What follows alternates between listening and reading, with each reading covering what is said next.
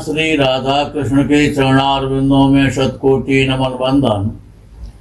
मित्रों को, जिज्ञासुओं को, धर्म प्रेमियों को, ज्योतिष विज्ञान प्रेमियों को हर हर महादेव, बम बम भोले, नमः शिवाय।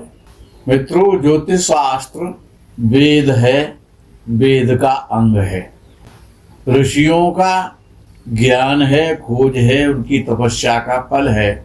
ज्योतिष शास्त्र महर्षि पराशर ने 16 वर्ग चार्टों का उद्धरण दिया, 16 वर्ग चार्टों का निर्माण किया, लग्न से लेकर के षष्ठ्यांश तक। क्या ये सभी वर्ग चार्ट बराबर फल देने में सक्षम हैं?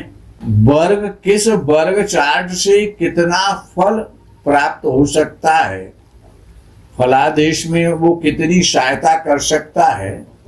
पहले तो आज का विषय इस कलिकाल में इस धरा पर ज्योतिषाचार्यों की, ज्योतिष शास्त्रियों की, ज्योतिष मर्मज्ञों की बाढ़ आ गई है, तूफान चल रहा है। जिन्होंने कभी भी ज्योतिष शास्त्र का अध्ययन नहीं किया है, यूट्यूब इत्यादि से 2-4 किताब पढ़ करके, जिन्होंने अपने नाम के आगे पीछे डॉक्टर, पीएचडी होल्डर, शास्त्री और आचार्य यानी क्या क्या नई नई डिग्रियां उत्पन्न कर दी हैं।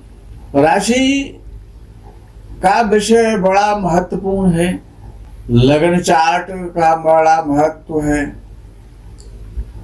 जो लोग 10 मिनट में 12 राशियों का फलादेश कर देते हैं, ये आज तक हमारी सिद्धांत समझ में नहीं आ पाया कि वो कितने बड़े विद्वान हो सकते हैं। ये हम भी नहीं समझ पाते हैं, वो इतने ब्रह्मज्ञानी हैं कि 10 मिनट में 12 राशियों में फलादेश कर देते हैं। खैर, जो भी है, ये तो कुंडली दिखाने वालों को सोचना चाहिए। सभी वर्ग चार्टों का बराबर सम्मान नहीं है, बराबर महत्व नहीं है। जो लग्न कुंडली है और राशि कुंडली, इनको 16 आने महत्व देना चाहिए। होरा, दृष्टांश, सप्तांश, द्वादशांश, त्रिशांश को 8 आना महत्व देना चाहिए। नवांश को भी 16 आने महत्व देना चाहिए। ये ऋषि पराशर का मत है। दशमांश, षोडशांश और षष्ठ्यांश को 4 आना महत्व देना चाहिए। राशि और नवांश को करीब करीब बराबर का महत्व देना चाहिए, उचित है। यदि राशि शरीर है तो नवांश दिल है, हार्ट है। शरीर कमजोर हो और हार्ट मजबूत हो तो मनुष्य सैकड़ों वर्ष तक जिंदा रह सकता है, किंतु यदि शरीर बलवान हो और दिल कमजोर हो, हार्ट फेल होने में देर नहीं लगती है। इसीलिए समस्त वर्ग चार्टों में D1 से लेकर के और D60 तक नवांश कुंडली, नवांश वर्ग चार्ट हार्ट है, उसको अवश्य चेक कर लेना चाहिए। हार्ट जितना मजबूत होगा, लाइफ उतनी लंबी होगी। किसी भी ग्रह के बलाबल का विचार करना हो कि ग्रह कितना बली है या कितना कमजोर है, तो देखना पड़ता है कि ग्रह केंद्र या त्रिकोण का स्वामी है कि नहीं है। अपनी राशि, मूल त्रिकोण राशि, उच्च राशि या वर्गोत्तम नवांश में है क्या, ये देखने के बाद सप्त वर्ग या 10 वर्ग चार्टों में उस ग्रह को देखना चाहिए। जब ग्रह 2 वर्गों में स्वराशि या स्ववर्ग आदि में होता है तो वो ग्रह पारिजातांश अंश में कहलाता है, पारिजात अंश में होता है। जब कोई ग्रह 3 वर्ग चार्टों में स्वराशि, मूल त्रिकोण राशि या उच्च राशि में होता है, अच्छे वर्गों में होता है, तो वो ग्रह उत्तमांश में कहलाता है। और जब ग्रह 4 वर्ग चार्टों में स्वग्रही मित्र राशि का, मूल त्रिकोण राशि का या उच्च राशि का होता है तो वो ग्रह गोपुरांश में कहलाता है। 5 वर्ग चार्टों में यदि अच्छी स्थिति में है तो सिंहासन अंश में कहलाता है। और अगर 6 वर्गों में, षड वर्ग में 6 वर्गों में भी वो यदि उच्च या मित्र या स्वराशि या मूल त्रिकोण राशि का है, स्ववर्ग में है, तो वो पारावतांश में कहलाता है। सप्त वर्ग में यदि ग्रह अच्छा है तो देवलोकांश में कहलाता है। और 8 वर्गों में जब ग्रह अच्छा हो जाता है वर्ग कुंडलियों में तो सुरलोकांश में कहलाता है।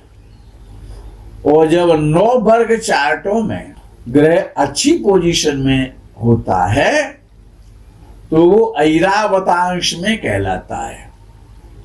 जितने ज्यादा वर्ग कुंडली चार्टों में ग्रह अच्छा होगा उतना ही वो ग्रह बलवान कहलाएगा, बलवान समझना चाहिए उसको। जितना ग्रह स्ववर्गों में होगा वर्ग चार्टों में उतना ही श्रेष्ठ, सुंदर और महत्व से महत्वपूर्ण फल देने वाला हो जाता है। उसमें फल देने की, फल दिखाने की सामर्थ्य होती है। मित्रों याद रखो, केवल एक ग्रह अच्छा होने से न कोई राजा बनता है, न एक ग्रह खराब होने से कोई रंक हो जाता है, न एक ग्रह कुछ ज्यादा कुछ बिगाड़ सकता है। और जब एक ग्रह अच्छा हो जाता है तो वो कोई अरबपति खरबपति नहीं बना सकता है। जीवन में वैभवशाली बनने के लिए कई एक ग्रह जब बली होते हैं, शुभ स्थिति में होते हैं, तो अच्छी अवस्था में होते हैं। अच्छी अवस्था का मतलब पहली अवस्था तो बाल अवस्था है, कुमार अवस्था है, विवाहावस्था है। 3 अवस्थाएं उन्नति कराने वाली होती है ग्रह के द्वारा। यदि कोई ग्रह प्रौढ़ावस्था में होता है तो शरीर को रोक देता है, और जब कोई ग्रह वृद्धावस्था में होता है तो वो दुख, समस्याएं और कष्ट दे सकता है। बाल अवस्था में ग्रह उन्नति कराता है। तो ग्रह कुमार अवस्था में होता है तो और ज्यादा श्रेष्ठ अच्छी उन्नति कराता है। और जब ग्रह युवावस्था में होता है तो वो पूरा फल देने में शक्तिशाली, सामर्थ्यवान हो। जब ग्रह प्रौढ़ अवस्था में हो जाता है तो वो कुछ कर नहीं सकता, अशक्त है, शक्तिहीन हो जाता है। और जब कोई ग्रह मृत अवस्था में होता है तो वो निकृष्ट फल देता है। यदि किसी ग्रह को आप देख रहे हैं कि ये ग्रह कैसा है, तो सबसे पहले ग्रह को षड वर्ग में देखिए। षड वर्गों में ग्रह जितना अच्छा है, बली है, अवस्था में अच्छा है, केंद्र त्रिकोण का स्वामी होकर के केंद्र त्रिकोण में बैठा है, स्वराशि, मूल त्रिकोण राशि, उच्च राशि, मित्र राशि में है, तो वो ग्रह के द्वारा मनुष्य धनवान होता है, दीर्घायु होता है, सुंदर होता है और यशस्वी होता है। समस्त प्रकार के संसार में सुखों को भोगता है। षड्वर्ग क्या है कि राशि कुंडली, होरा कुंडली, दृष्टांत कुंडली, नवांश कुंडली, द्वादशांश कुंडली, 6वें नंबर पे आती है त्रिशांश कुंडली। त्रिशांश वर्ग 4 कुंडली, ये षड्वर्ग हैं। इनमें ग्रह को अवश्य ही देखना चाहिए, उसका बलाबल, तभी आपको मिल पाएगा।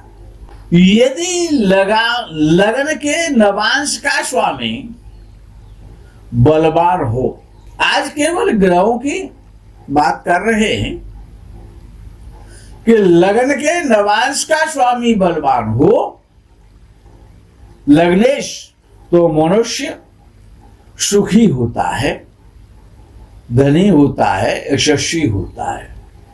और यदि ग्रह लगन और दृष्टांत का स्वामी होकर के बली हो तो मनुष्य बड़ा आदमी बनता है, यशस्वी होता है, एक राजा के समान वैभव और पद प्राप्त करता है। यदि वो ग्रह स्वयं लग्नेश हो, नवांश और दृष्टांत में भी बली हो, तो ग्रह भूमिपति बनाता है, भूपति बनाता है, भाग्यशाली बनाता है। जिन जन्म कुंडलियों में क्रूर ग्रह मेष, मिथुन, सिंह, तुला, वृश्चिक और कुंभ राशि में होते हैं, याद कर लें, नोट कर लें कि जिन वर्ग चार्टों में लग्न कुंडली से लेकर के या जन्म कुंडली में, पहले तो जन्म कुंडली को देखो ना, उसको पढ़ लो। जन्म कुंडली लोगों से पढ़ना नहीं आता है, यानी क्या क्या कहते रहते, समझ से बाहर है। कि जन्म कुंडली में क्रूर ग्रह मेष राशि, मिथुन राशि, सिंह राशि, तुला राशि, वृश्चिक और कुंभ राशि में जब होते हैं और सूर्य की होरा में होते हैं, होरा कुंडली में, यानी 15 अंश तक, तो ऐसा व्यक्ति क्रूर स्वभाव वाला, क्रूर वृत्ति वाला, क्रूर आजीविका वाला, क्रोधी स्वभाव वाला, अहंकारी, क्रूर कर्मा, बलवान, साहसी, निडर और पराक्रमी और धनाढ्य होता है। जब जन्म कुंडली में ग्रह शुभ ग्रह, वह तो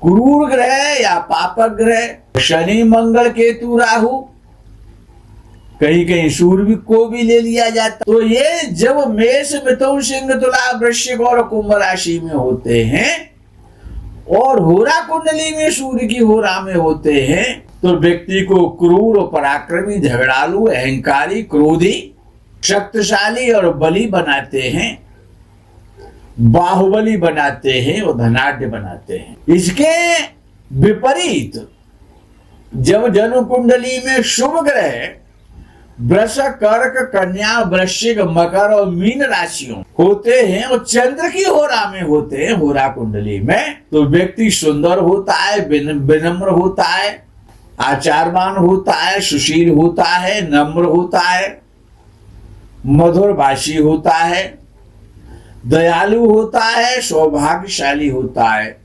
जिसकी जन्म कुंडली में लगन और चंद्रमा, बड़ा महत्वपूर्ण फैक्टर है ऋषि पाराशर का, कि किसी भी जन्म कुंडली में लगन और चंद्रमा दोनों बली हों, लगन का स्वामी और चंद्रमा जिस राशि में है उसका स्वामी, ये भी दोनों बली हों, तो व्यक्ति दीर्घायु होगा, सुखी होगा, धनी होगा, यशस्वी होगा, सुंदर होगा, सौभाग्यशाली होगा, धनपति होगा, बली होगा। लगन और चंद्रमा और इनके राशि स्वामी जब बली होते हैं, शुभ होते हैं, केंद्र और त्रिकोण में बैठते हैं, तो व्यक्ति संसार के समस्त सुखों को भोगता है। मित्रों, आज के प्रकरण में, इस ज्ञान गम्य प्रकरण में यही विराम विश्राम, आगे के प्रकरण का आप इंतजार करें। तब तक के लिए हर हर महादेव, बम बम भोले, नमः शिवाय, जय गौ माता की।